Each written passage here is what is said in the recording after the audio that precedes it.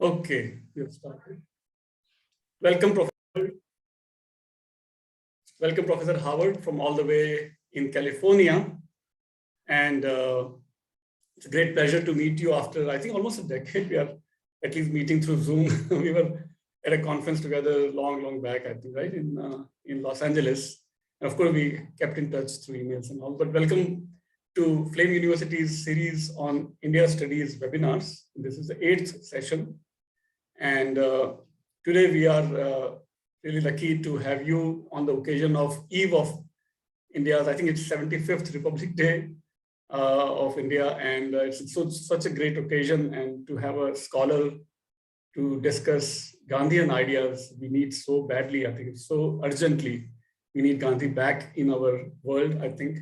So I think more on all this, I invite Professor Howard. Welcome, Professor Veena Howard. All yours, floor is yours. Thank you so much, Professor Pankajan. Yes, it's so wonderful to see you after such a long time. And greetings to all of you from Fresno, California. Right now, here it is 8:31 p.m. So good morning to you all. And but we are here ready for wrapping up the day.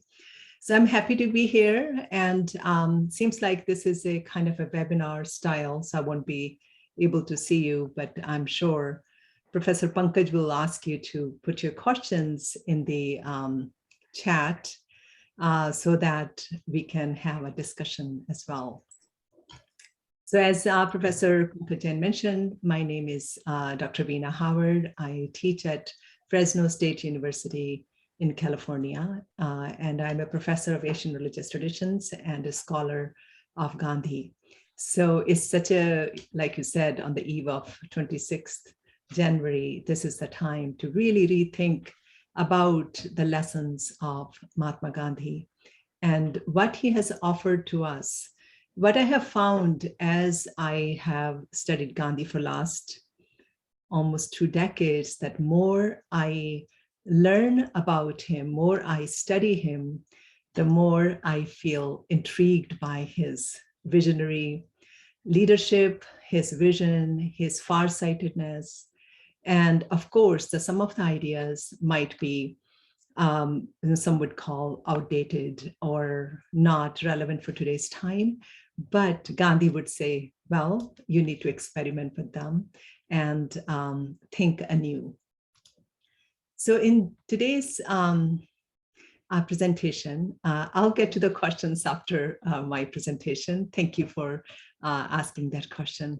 So in this presentation, I'll analyze various aspects of Mohandas K. Gandhi, Mahatma Gandhi's philosophy of Sarvodaya, which he articulated through his constructive program.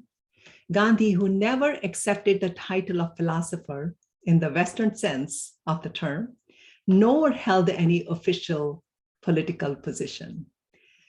He presents us with a social philosophy for a decolonized democratic society.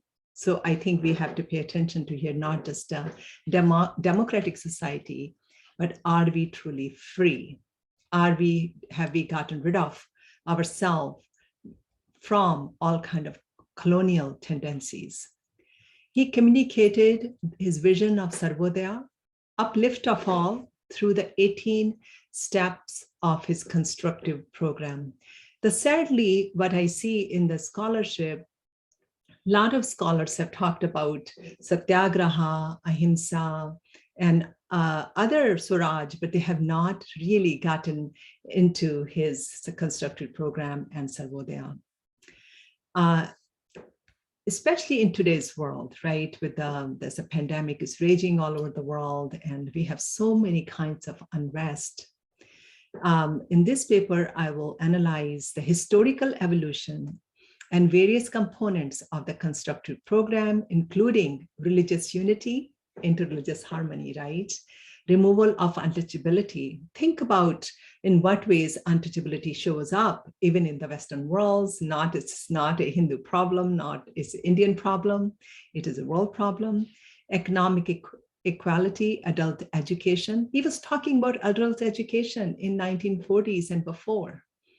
And also taking care of health and hygiene, all of these reveal that taxonomy and components of his program offer a path to decolonize all aspects of our life and build a just, equitable, and democratic society, ensuring complete freedom to all citizens, complete freedom and dignity of life. So what I'm going to do in this short presentation, I will share some slides with you. Bear with me. I have prepared this show for you. All right, I hope you all can see it.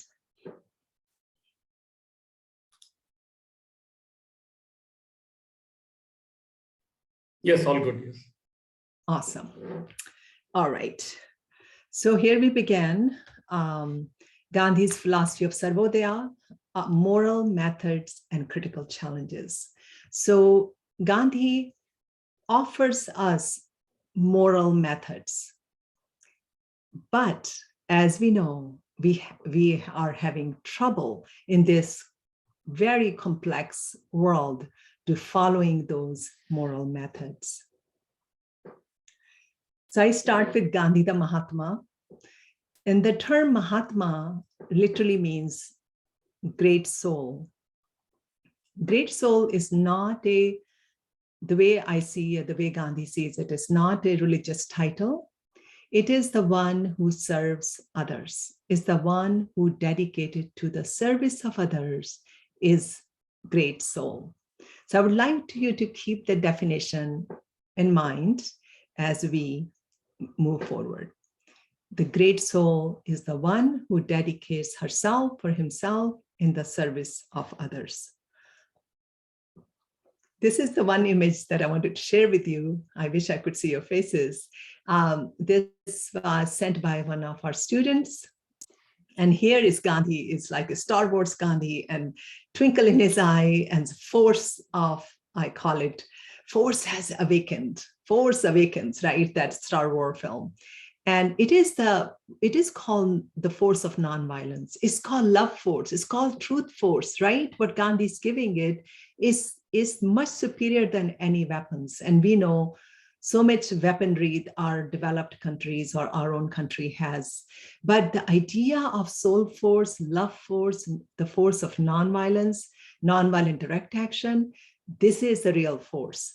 And what Einstein himself said, that this force can save the humanity. The other kind of forces, we know we can go brink of destruction very quickly if we use the other forces, material forces. Gandhi beyond slogans. So again, I always start my classes or students or lectures with some kind of fun and some kind of slides that are lighten our minds. So Gandhi says peace, as you see in some of the t-shirts, and Gandhi says relax. Gandhi will never say you should relax, right?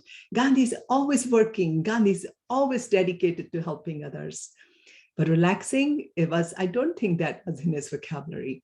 So what Gandhi has become is sort of symbol of peace and relaxation, chill. And I have a whole PowerPoint on t-shirts and bumper stickers on Gandhi some other day, right? And so, but we have to think Gandhi beyond these slogans because they don't do justice to what Gandhi really is teaching and Gandhi was really practicing. So Gandhi has 4 interconnected principles for equality, freedom, and dignity of life. So let's pay attention to those 3. Equality, freedom, and also never forget the dignity of all life. All people has a right to live a dignified life. So these are the 4 S's, I call it, Gandhi's principles, practices, inventions, or discoveries. First one is Satyagraha. Most people know about it. Truth force, firmness in truth. It includes ahimsa. It is standing up against the powers, the structure of injustice, violence, racism, with the force of love, with the force of truth. with the force of nonviolence. Swaraj for Gandhi was self-rule. So self-rule for two meanings. The first was a self-rule that India should become independent. And the second was, the self-rule was, are we in our personal lives feel independent? And if I was in my classroom, I'll ask my students about that point. Are we free? Do we think that I have a full command of my life? Third one is Swadeshi. Swadeshi is the use of local products of one region, not only just products, using local or indigenous languages, indigenous food, indigenous the way of growing food, indigenous cottage industries, art system, knowledge system, not just the using the products that are grown near our region. So here it was, Gandhi really wanted, we call about decentralization, we talk about the problems of capitalism and globalization. Gandhi has had this solution that you really is healthy, it is helpful to really focus on your own region. This doesn't mean that you shouldn't be learning for others, but you have to still really not to be in a way that our food is coming from a different world, Chile, the bananas are coming from Mexico. And once this system breaks, then it is difficult. And also now we know our bodies really like the use of local products and we support local economies. And lastly, the one was Sarvodaya, which is the uplift of all.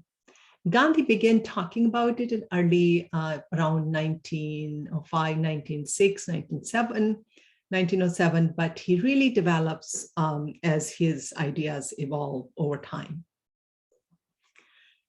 How does this idea come to his mind?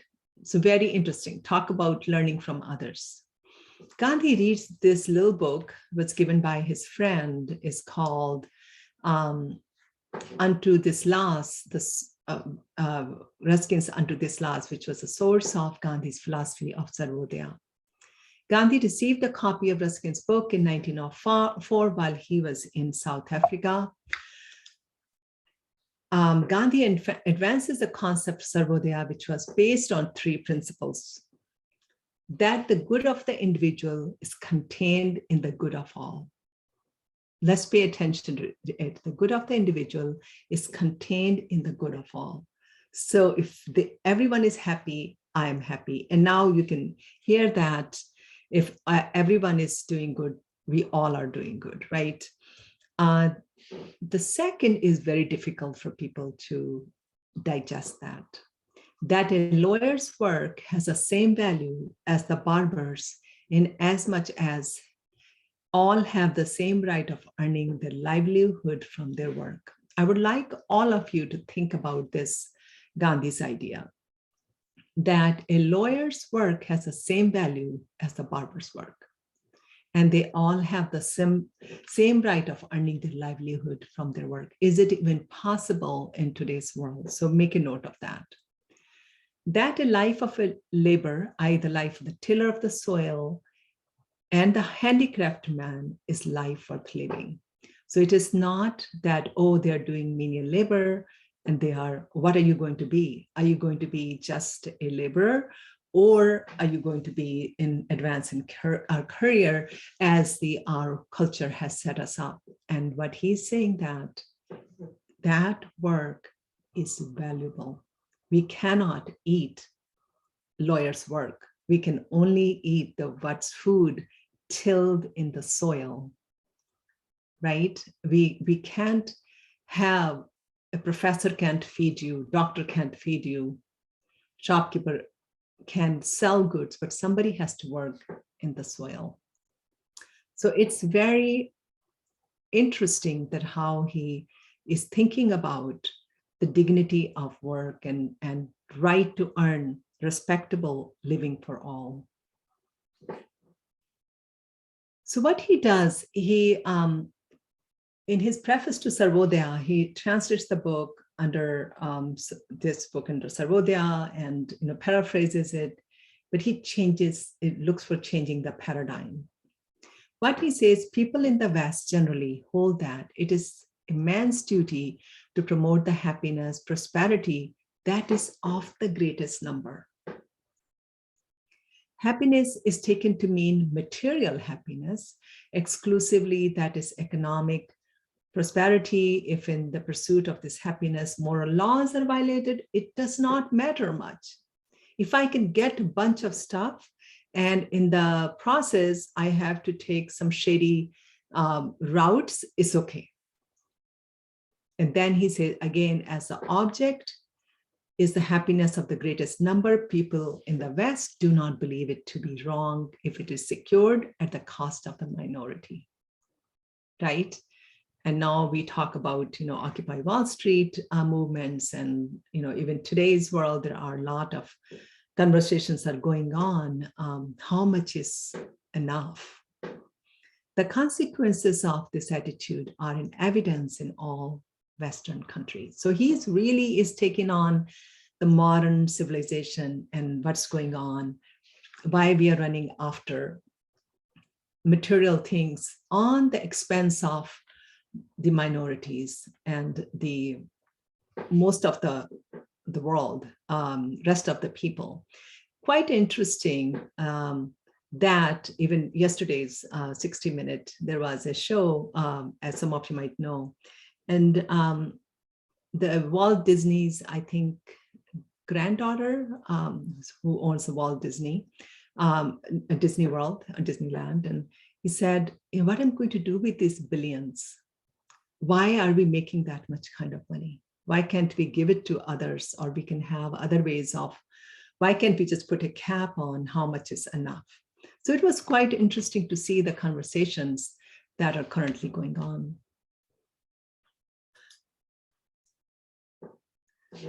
So Gandhi creates this, the idea of constructive program. And the first one is economic qualities connected to restoring human dignity. We all understand what that means, right?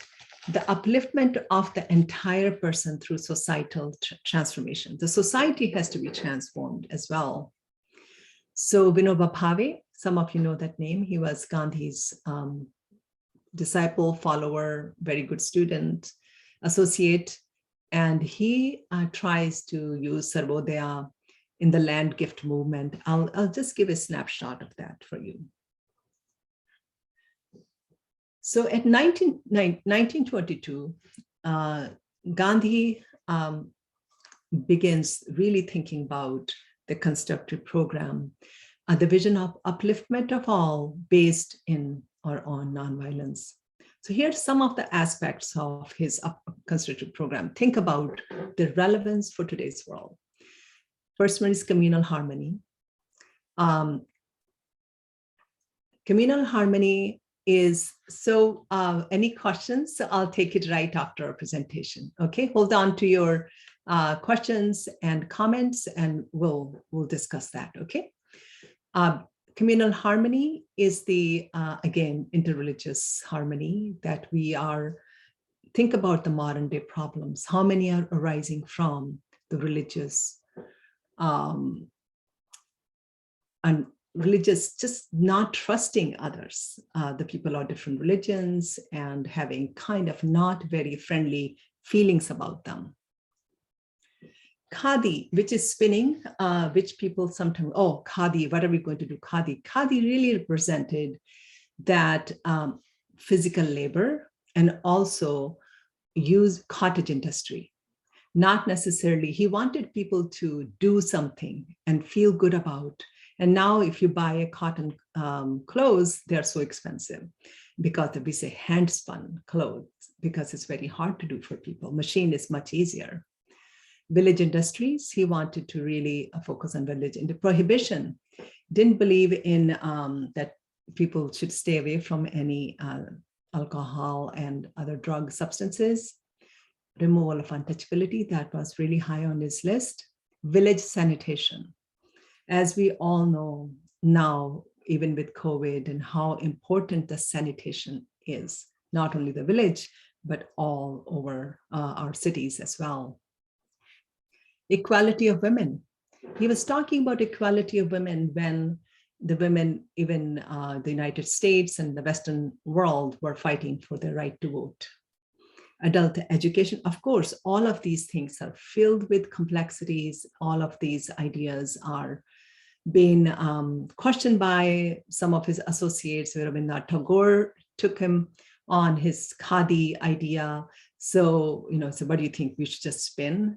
We should do something better with our time. So there are issues, but I would like you to think about this roadmap or these ideas and transfer them to think about in today's issues and how they can be resolved. Pride in national language, that was other important thing and we should not get rid of our languages. We should not just speak English, but we should speak our regional languages. Now, more and more linguists are doing studies that we think through our languages, the way our regional languages, that our knowledge, they represent knowledge systems. There are words in my language that will not be in your language, the way I can communicate. So national language is your identity, is your way of being, is your knowledge system. So we should, of course, we can learn English or other languages, but not get rid of our own national language or own regional language also. Health and hygiene, they were two very important things for Gandhi. So I'm just going to go over a few of them because we don't have, Professor Pankaj, how long I have to speak and then how much for questions? You can go on for 45 minutes and then maybe 15-20 minutes question answer. Okay, we can do 35-40 minutes. Yeah. Right? Then we can ask questions. Yes, sure. So removal of untouchability, as we all know that how this was so important to Gandhi. What he says, if we believe in nonviolence and truth, we should make no discrimination between high and low and should have no false sense of superiority. We should regard the whole world as a family and live like members of one family. I think the way, again, I use the moral method. So he's not talking about policy making. Of course, the policies are important too, but he really is invoking or appealing to a moral sense and saying that we should not discriminate against anyone. And this is against nonviolence and truth. So if you look at this definition, he says that in 1947, it can apply to all over the world, people, because in every culture, every country, every society, there is distinction between high and low. So I think what he's calling out here is to really eradicate this sense of hierarchy that we have on the basis of our work, the basis of our occupation, the basis of our gender. So this is what he's calling it, that whole world as a family, live like members of one family. Equal treatment of women. And again, this is all from toward the end of his life. He's really thinking about constructive program. He said, the Swaraj will not last the way I have imagined unless we do these, follow these elements. Man and woman will attain equality only when the birth of a girl is celebrated with as much joy as in the case of a boy. Very interesting. I also grew up in India. I also grew up I've seen so many places. Do we celebrate the girl in the same way as we do the boy? Every worker, therefore, should respect woman as his mother, sister, or daughter. The way we are dishonoring them shows the extent of meanness and bestiality. Think there is no redemption from this sin. So it's quite, he is really coming out with a lot of intensity to call on people for gender equality. And he worked his life for gender equality, but now he becomes really, really strong in his words. Spinning Khadi toward the practice of simplicity and self-sufficiency. Then in 1947, again, he said, The faith is being strengthened every day that no one need buy an inch of cloth if everyone plies the charkha daily just for half an hour. So he thinks we don't need to do all this, industries that support them. We can have our own cloth. And now, not only that, this is the key to the preservation of Swaraj. If crores of people devoted half an hour to spinning, its result would amaze the whole world. So we won't be watching as much TV, we won't be wasting our time, we'll be spinning. There's no alternative to Khadi for bettering the lot of famishing millions. So he is really empowering people to do something rather than feeling idle, to do, put your bodies to work. And he saw that spinning as the way to go about. He says a number of industries have developed in the wake of Khadi, which provide livelihood to artisans like carpenters, blacksmiths, peasants, weavers, and so on.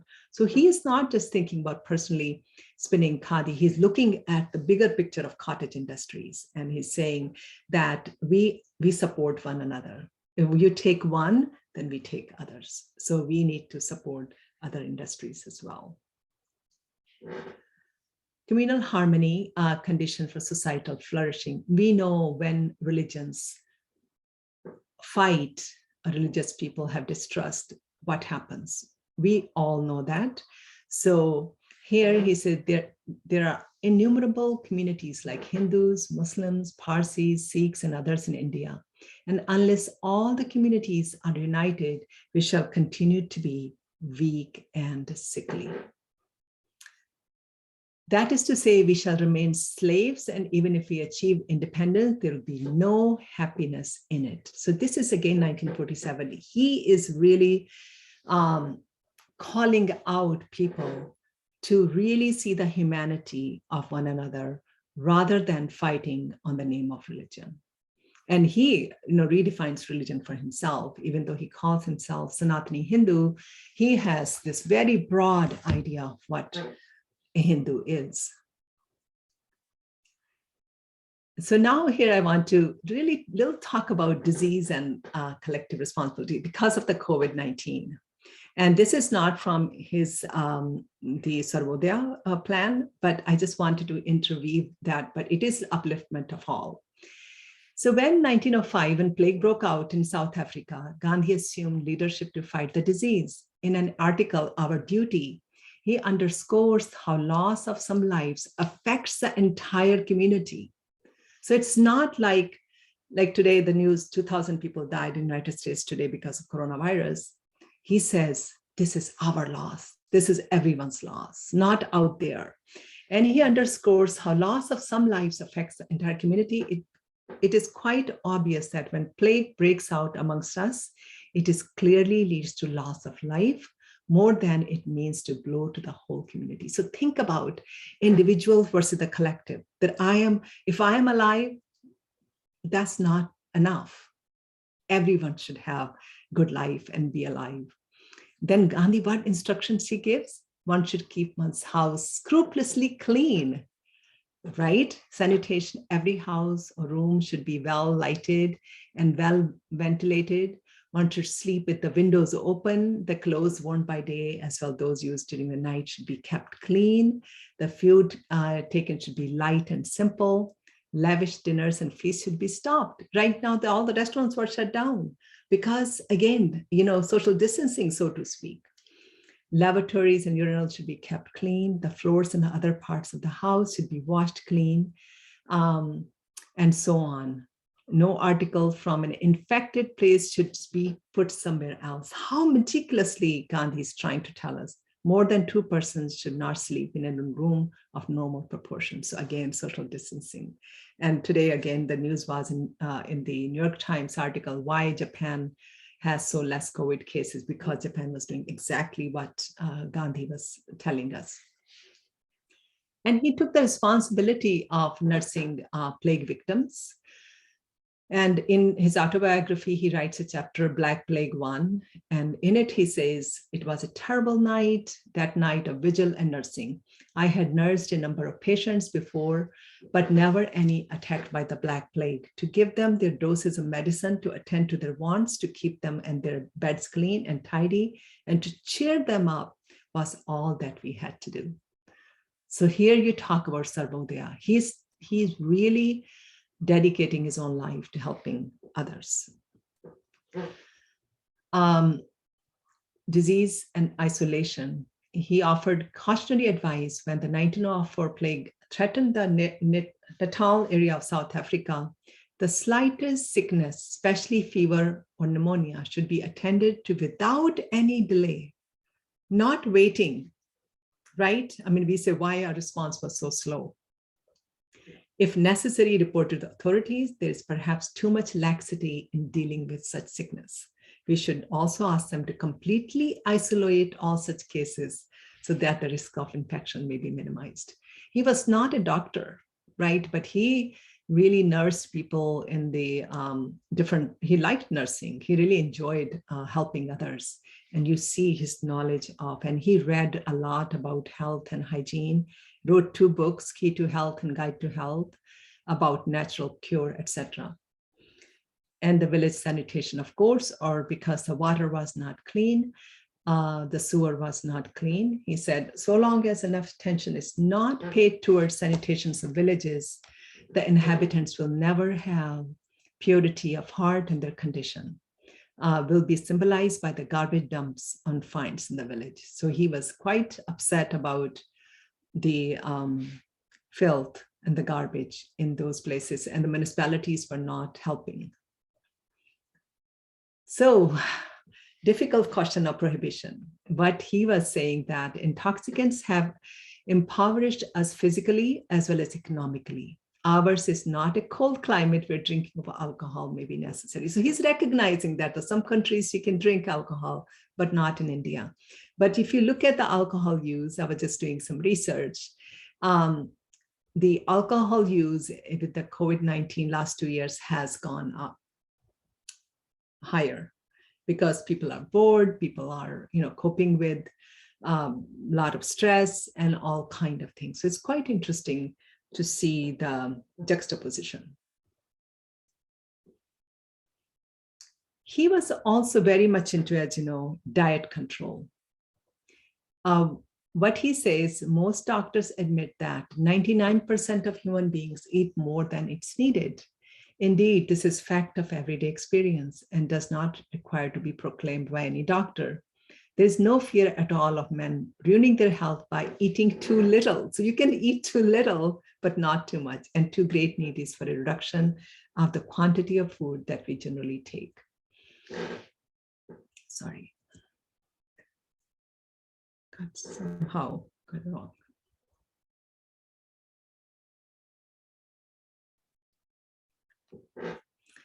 And again, this is data. I think it's all over the world. I was just doing America. Americans are reverting to eating more comfort food since start of pandemic. So it's quite interesting that a lot of people are, because of various mental stress and other things, are eating more. So the constructive program for Gandhi is nonviolent and truthful. What he says, civil disobedience instead of armed revolt, some concrete steps for the rights of laborers. And in concrete form, he says, labor should have its own union. So Gandhi was not against unions, and he is supporting unions. Education, both general and scientific, of both men and women should be regularly undertaken through night schools. Children of laborers should be educated after the basic education style. There should be a hospital, a creche, and a maternity home attached to every center. Laborers strike. Their right to strike if their demands are not fulfilled. In 1944, Gandhi says that. So as we know, for Gandhi, removal of poverty was a very major goal. What he says, unless poverty and unemployment are wiped out from India, I would not agree that we have attained freedom. So that raises question for us. Again, I started with equality, freedom, and dignity of all. Are we free? Are we equal? Or do we have equality? Gandhi was making the moral appeal to the heart. Princes and capitalists must live as perfect friends with the whole mass of India as the real and legal trustees of the people for all the wealth they may possess. So live like trustees, give others, help others. Real socialism has been handed down to us by our ancestors who taught all land belongs to God. Where then is the boundary line? All land belongs to God. So what do I own? The fault is not in the teaching, it is in us. I have no doubt that we can make as good as an approach to it for any nation, not excluding Russia and that without violence. So he's speaking with some Marxists and who are saying that the revolution, Russia versus socialism in India. So Gandhi really asks his people and Congress people to do a lot of community service. I think I have civil disobedience, mass or individual, is an aid to constructive effort, and it is a full substitute for armed revolt. Training is necessary as well as civil disobedience as for armed revolt. Only the ways are different. So he's comparing those two. And Reverend James Lawson, who is my good friend and a very prominent civil rights leader in Southern California, he used training methods in 1950s and 60s to train African Americans to fight segregation, racism, inequalities. So this can be experimented even today and has been. So Gandhi's rejection of communist approach and embrace of moral matters. So what he says, we are showing a leaning toward Russian communism, which draws its strength from the pistol. That's the way of violence. Even there, it has not proved successful as yet. Instead, we propagate economic equality through nonviolent means as suggested by me. These capitalists will, out of shame, realize their extravagance. This will actually foster a feeling of fraternity and serve the larger interest of the nation. Like I said, Gandhi's the moral ideas, and many times that he was appealing to moral self and it didn't work, and many times it doesn't work. But the ideas are, if we can uplift them and we can pay attention to them, then it's possible that there can, because there are examples of change happening. So limited success of Sarvodaya, some examples of moral transformation. The first one was Vyokam Satyagraha, fight against untouchability. Second was women's participation in free India. India remains pluralistic in religion, but communal challenges persist, as we know. And Bhutan movement, land gift of Vinoba Bhave, that he went to these wealthy landowners and asked them to give, 1/7 or 1/6 of their land, so then that can be given to poor. Gandhi's ideas, the solution of the basic economic problem of land collection and equitable redistribution.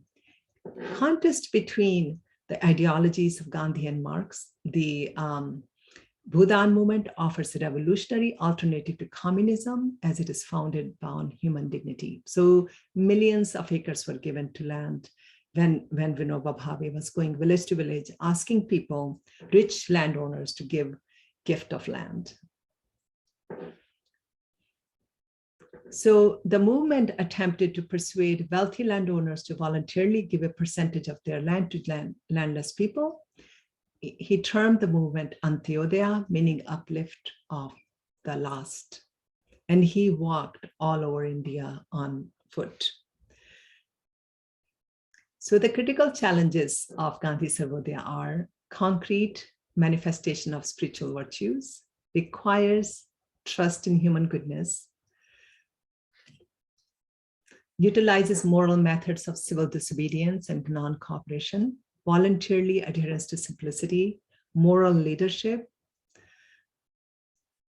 challenges in sustaining volunteer-based movement, issues in curbing greed of the corporations and individuals, challenges in controlling violence against women and minorities simply on the basis of moral ideologies, and finally, challenges in limiting the flow from villages to the cities. So these are on the left, that these are required, on the right, that these are the challenges. There are moral methods, requires volunteer simplicity, moral leadership, moral methods, trust in human goodness. But on the right side, these are the challenges often we encountered even after Gandhi. So, India is going through the clean India vision, but how I see Gandhi is simple, of dedication to uplift of all. Thank you. Thank you, Professor Howard. What a rich presentation, full of content and great design of the slides. I wish I could design such slides. Oh my God, so much content, so much images and so on. And also, I need to correct one mistake. I forgot to read your bio before your talk. So I can correct my mistake now, if you permit. Professor Veena Howard is Professor of Asian Religious Traditions in the Department of Philosophy at California State University, Fresno. She also holds the Endowed Chair in Jain and Hindu Dharma. Her publications include the books, the Bloomsbury Research Handbook of Indian Philosophy and Gender, 2019, Dharma, Hindu, Jain, Buddhist, and Sikh Traditions of India, 2017, Gandhi's Ascetic Activism, SUNY Press, 2013, so many great books. She has also authored numerous peer-reviewed articles, including Oxford Bibliography article on Gandhi, 2019, Divine Light and Melodies Lead the Way, Sant Tradition of Bihar, 2019, The Modern Monastic Sant Movement of Bihar, 2017, Lessons from Mahabharat, 2016, Rethinking Gandhi, Celibacy, 2013 in JAAR. That's awesome. She's also translated 3 books from the modern Sant tradition from Hindi into English. She has served on the board of trustees of the Parliament of the World's Religions. So that I should have done before your talk, but at least I could do now. I'd love to invite your questions. There are already a couple of questions. One is by Professor Adi Natraju from Assam University, Silchar. And the question is, Professor, looking at global trusteeship formula of Gandhi, he's in favor of considering entire wealth as belonging to the society. Would Gandhi have suggested a cap on the income? Your thoughts, please. This is an excellent question. And I was mentioning to you that I watched 60 Minutes yesterday, and the Walt Disney, who is one of the richest, was one of the richest persons in the world. And his own granddaughter is saying there should be a cap on how much one can make. The billionaires have grown last 2 years when the world was suffering due to the pandemic. The billionaires added $5 trillion wealth. $5 trillion. This is yesterday's data, not long ago. So even the people are saying how much is enough. Okay, you can have a nice yachts, you can have planes, but even that will buy you less than $1 billion. Why do we need 200 billion? Or so I think there has to be, and again, the caption was shown when Jeff Bezos went to the space and he said, I want to thank my Amazon employees really for funding this trip, right? And so the idea was that he didn't even think about it, but it is the, if everyone is paid well, what Gandhi is saying, then there won't be occasion for making, 200 billion. There will be, you can have, there's certain, so I don't know about cap, what does that mean for the, and then there were alternative views that we have to have the capitalist system, even though it is not, we create wealth, we create jobs and all kinds. So there is what Gandhi is doing, Professor Nataraju, as you know, he wants billionaires to have that kind of heart that you share with others. I mean, I think there are a few examples like Jamnalal Bajaj and the Birlas and a few. But what he's asking, rather than taking away, because there's ingenuity, there's a risk, there's a hard work, he's asking people to rise above and see the whole world as a family. So when that's what Vinoba Bhave was doing. How many sons do you have? He says 5. He said, I'm your 6th son. Give me the 6th of your land. And if we think that way, so I think, again, we need this idea, then we feel empowered that I don't have 5 sons, I have 200 employees and my 200 children.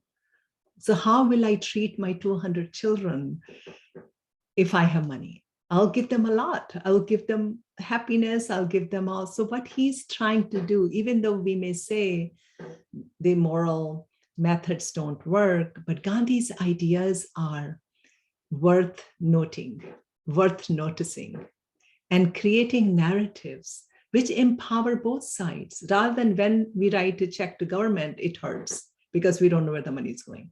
But when you write a check to charity, it feels good because you know you're helping this charity, you're helping the food, you're helping this. So I think what he's trying to say that wealth is not a bad thing. The two things are how we make the wealth and what we do with that. And he is trying to create a society where everyone feels empowered, where everyone feels good about that. And the course that I read, it really invokes the moral self, the moral methods. Right, I hope that helped, Professor Nataraj. Yeah, I hope to. Yeah. There was another question by Professor Suniti Vadalkar, my colleague at FAME University. The question was, what fascinated you, Professor Howard, to select these subjects for your study? Long story. You have all night for me, all night for me a day. So I never thought about studying Gandhi. I was more studying Sanskrit texts. I was doing Shiva Sutra, and I had a background in Indian philosophy from India. But then one of my professors, I was a master's student, and asked me to co-teach a class on Gandhi. And I was the youngest of all class in that whole adult education class. And I said, okay, I don't know much about Gandhi, but he said, you know Sanskrit, you know Bhagavad Gita? I said, yes. And in that class, someone asked, why did Gandhi practice brahmacharya? And they said, ask Veena. And I said, I don't know. And then I began to study, and then I didn't see any adequate literature. Either Gandhi was a suspect, or Gandhi was mocked, or Gandhi was, why did he, maybe he didn't like his wife. Nobody has adequately understood. So I changed my research topic, and I did on Gandhi's brahmacharya, and then I'm expanding my field. I'm just learning so much that I'm right now working on a book called Gandhi's Global Legacy that will be coming out in the middle of the year. And I'm writing extensive introduction for that and showing that how Gandhi's legacy is relevant today. And again, raising not the old, what he has about the nonviolent activism, but Sarvodaya. It's like how the ideas have so much, if we need to make it vogue, these ideas, we need to put them out. We need to really show people. We need to share with others and package them in a way that people want to feel good. People want to feel happy. People feel good when they give. The studies show that when we give gifts, we feel good. So rather than taking away from them, demonize them, let's make them give gifts to everybody, so that everybody can be. So I think it's changing the model and the paradigm. I think next question is from your student, Carolyn Hardy. How can we act according to Gandhi's program in our daily lives? I'm a student, so I'm interested to hear your thoughts for the average person. Excellent point. Gandhi's program is for average person. That's the whole point. It's not for any, the beauty of this program is that anybody and everybody, if it doesn't have to be a huge endeavor, it can be a very, very small acts of kindness, compassion, nonviolence. And we will talk about it Carolyn, our class has just started today, so I don't know the names yet. So yes, we'll discuss that. And we are reading Gandhi in 2 of my classes. So yes, it is really the grassroots level. The Gandhi's programs were successful because of the average person, because of the common person, because of the villager, because of not because they were coming from the universities or some political parties, because of that. And every nonviolent movement, any successful movements are, using your phrase, average person. So I think the problem happens when we have put Gandhi on the pedestal.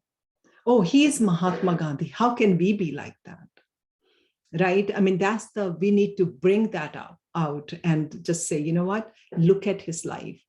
He was very normal, ordinary person in his childhood, what he talks about it. Was ordinary. He calls himself very shy. He's scared of the dark. He's scared of public speaking, right? So he is showing us that what an average person can do. I didn't know that he was scared of that. That was really interesting. Yeah, he was scared of dark. He was so scared of dark. Public speaking. He will, first time when he started public speaking, he picked up his piece paper. He couldn't even read it. He was a lawyer. Oh, wow. He sat down. Right.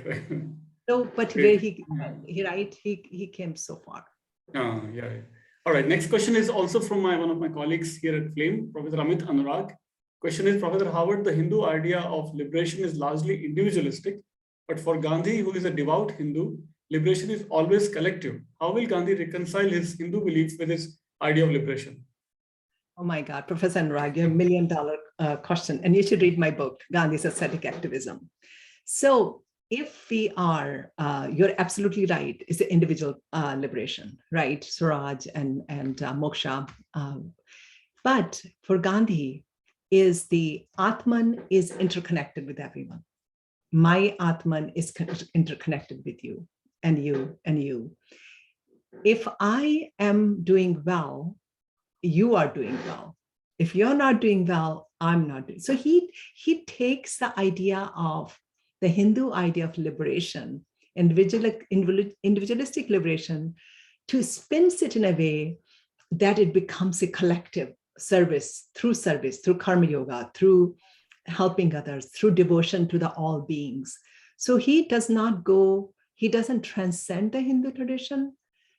Nobody has asked me this question for a while, so I'm very excited. Maybe he took some ideas from Bodhisattva idea that he probably must. He never talks about the word Bodhisattva. Okay. But all his literature, Bhagavad Gita, yes, he's reading he's getting ideas, but he tries to justify within Hinduism. Isha Upanishad, he says that by sacrificing, by helping others, by giving. So he's very selective. He takes those verses, those instances, and he makes it in a way that if I search for liberation, is through the service of others.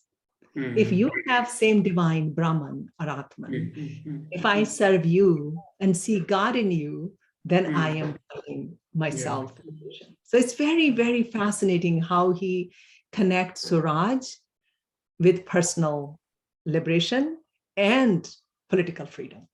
Mm-hmm.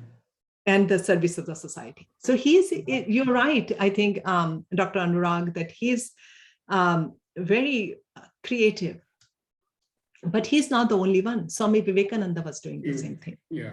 He said, you see God in the millions of downtrodden. So there was a 20th century, 19th century, a movement from nivratti, which is withdrawal and personal liberation, to the helping and the service of the collective. All right, next is by Professor Smita Srinivas in Bangalore. Thank you for the talk. Do we struggle to understand Gandhi because he's such an icon personality? For example, Gandhi versus Marx, Gandhi versus Nehru, Gandhi and MLK, Gandhi versus Patel, etc. After all, his philosophy is dharmic and very familiar to most Indic traditions and any nationalist really. For the struggle that this was not fully conveyed as such as rooted in the land and its own traditions, thus honing existing practices as opposed to adding new personality-driven ones. His Bhagavad Gita writing recognizes this well. his economic ideas perhaps less rooted or too censorious? What are your thoughts? It's a lot of. Yeah, which one should I ask?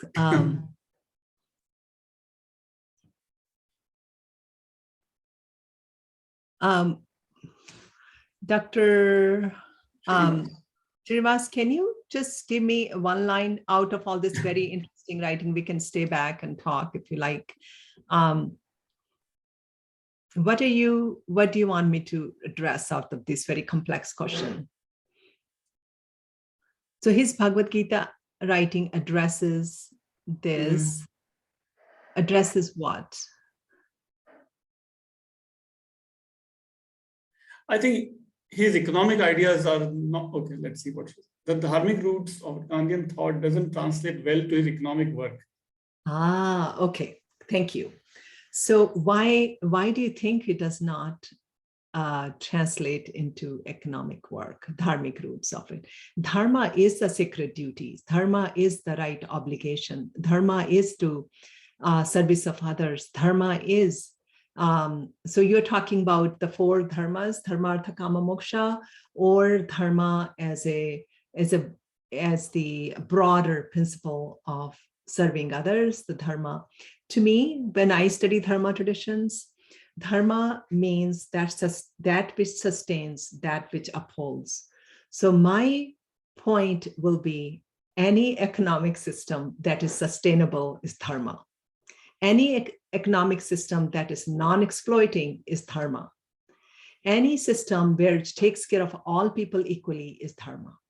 So that's how I will define. So I think it is very rooted in the dharmic tradition, according to me, but I think we can even, maybe I didn't understand your question. Professor Shashi Motilal actually has a comment.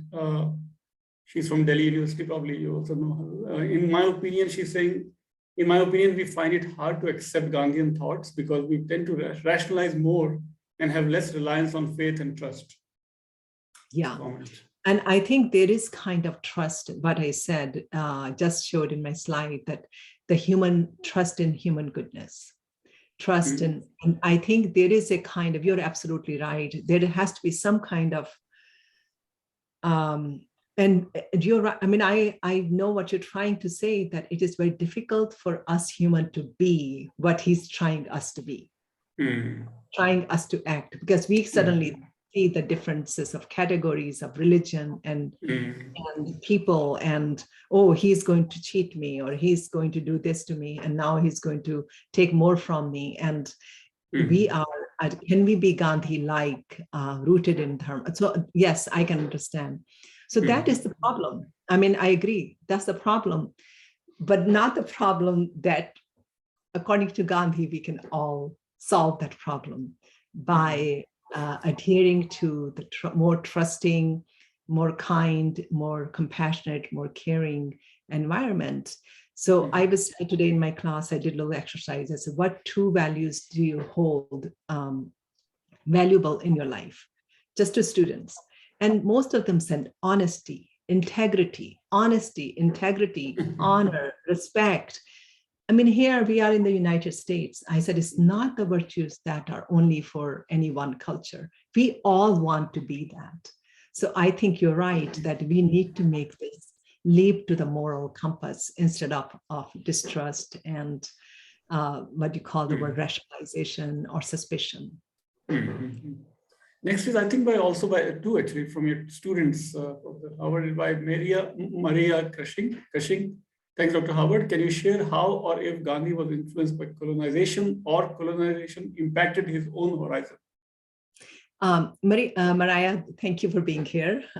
Good to see you. I can't see you, but thank you for being here. She is also doing her Ph.D. from UK. Yes, Gandhi was really formed by colonization. Gandhi was born in the colonial era. He really was thinking through what not to do. First, he does it. He acts like an Englishman, he dances, he sings, he speaks English, he learns Latin lessons. He wants to fit in, you know. Then he learns the inadequacies of the European material culture.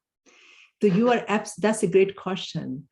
Colonization, that's why I use the word decolonization in my presentation. We are in a democratic society, but we are not decolonized. We are colonized. Our minds are still with the colonized systems. We don't have our own indigenous value systems. I'm doing whatever our university system will do, our agriculture system will do, or this. Am I free to do things? Am I able to use my, can I have a cow in my yard? Can I have a goat in my yard? Can I have, can grow my own? It's just so much regulated, right? So you're absolutely right that his horizon is shaped by colonization and colonial ideologies and frameworks, and he decides to reject them. He decides not only to reject them, go after them. So what he does, he gets rid of his pantsuit and collar. He wears Indian peasant's clothes. He sleeps on very simple, he calls it ashrams, his communes. He uses nonviolent methods instead of weaponry. He rejects all kinds of Western ways of education. So he goes after it. So that is a very good question. You should write it down, and we should talk more later about that as well. Very nice. Wonderful. Great question and great answer, of course. Also next by your student, I think Elise, as viewed across many cultures and societies, we are faced with many instances of both social and political activism. Historically, we have seen that civil disobedience and nonviolent protests have been met with devastating force, specifically in America. What, in your opinion, would Gandhi's advice be to those that are affected by this forceful response of those in power, considering his dedication to uplifting all? It's a long question, but excellent question, Elise. Appreciate that. Elise, that's a very nice question, and I think about as well. So first, I want to answer it that historically, all movements have, civil disobedience, nonviolent movements have met with devastating force throughout the history. You're in my class, you are going to be watching some documentaries. Let it be civil rights movement of the 50s, 60s of African-American fighting for, let it be the Mexican farmers movement in America, let it be Indian British movement, the Gandhi's movement. Every movement was met with violent force. But the difference is that when we have media on our side now, more than ever, the goal was that we require training. All these movements, and we can talk about later more, they really trained people how to strategize their nonviolent protests. Now what happens? People show up without preparation and they just go Facebook, we're going to protest there, show up, and everybody shows up, they have evening work to do, or next day you have to go to school or something, and they show up. No, these people who were the real successful movements. They went through serious training, serious taking time off of work, serious planning what happens if you get hit by police. So what is missing is not the response has changed, is the strategic training and planning is lacking. We think the nonviolent protests show up. No, and I will share with you a video documentary called A Force More Powerful. In it, Reverend James Lawson, who is a civil rights leader, how he trained people for months before they went for protesting. So when they were how to call the ambulance, and how to take care of, how to make a call, how to do when somebody goes to jail, and how to bring 20 more people for protests. So they were all strategized, just like military training. But nonviolent protests, we think that it doesn't require training, and that's a mistake. It's a great answer. Yeah, it's really insightful. Excellent. Yeah, and I'm just amazed you call Dr. Dawson your friend. He's an icon. He's an icon of civil rights movement. He's still with us, thankfully. Isn't he also came to India? I was Right. on Saturday with him on his workshop. And he Oh, wow. calls me colleague. I just always say, no, you're my mentor. No, I He wrote came an to India article. also. He Also came yes, to India, right? 1955, 1953 to 55. He was in India. Yeah, I did a little bit of research on. Yeah, but yeah, that's great. You are in touch with the icons of civil rights movement. He was a colleague of Dr. King, right? Isn't he? Dr. Martin Luther King. Also. He was almost teacher of Reverend Dr. King. He was the teacher. He taught him. He called him the foremost strategist of nonviolent direct action. King in his last speech. So King brought him to the South, and I wrote an article on him, Love in Action. And also now I'm co-writing an article with him. I invited him to Fresno State twice, and I will be inviting him. Wow. So. Wonderful. Awesome. Please keep spreading Gandhian wisdom, and please keep teaching about Gandhi. And we all need Gandhi's wisdom through some medium such as yours. And so it's wonderful to get reminded of all this wisdom, and right, that's really, really needed for today.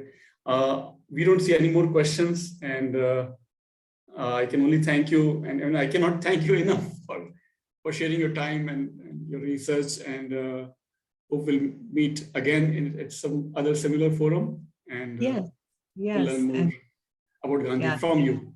Thank you so much. Yes. Oh, I'm just learning. Thank you so much for all of you for coming and staying in late. And I see Dr. Patel's there, who's a friend of mine. She's in Bakersfield. There's some familiar names. I sent it to my students, and I sent it to a few people. So they showed up. Also, the recording will be available on Flame University's YouTube channel. We have a channel called Index Studies, on which the recording will be available. So you're welcome to share widely, wherever you want to share. Yes.